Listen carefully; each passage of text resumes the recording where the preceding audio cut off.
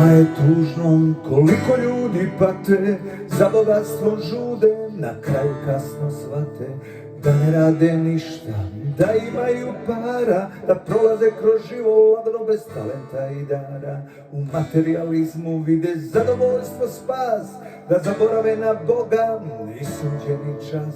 Kad ostavit ćeš sve iza sebe, a da li će nekom da se pomoli za tebe? Ostavi bar nešto iza sebe, nešto da te pamte, što ih posjeća na tebe.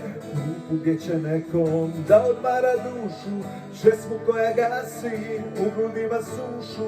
Neku lijepu riječ što će neko da pročita, neko dobro djelo da se čovjek zapita ko je bio taj putnik, zadovoljan sobom, ne dozvoli u zaborav da ode se sa tobom.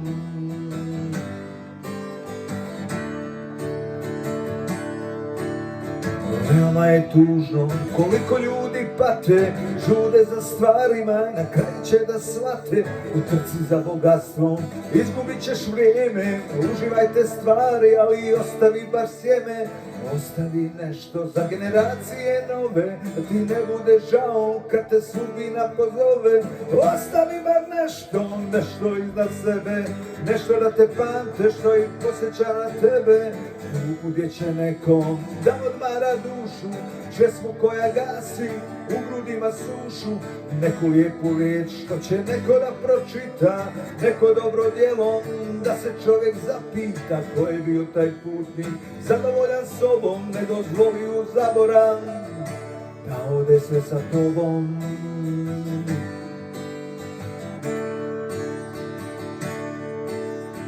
Veoma je tužno koliko ljudi pate, žude za stvarima, na kraju će da shvate. U trci za bogatstvom izgubit ćeš vrijeme, uživajte stvari, ali ostavi sjeme.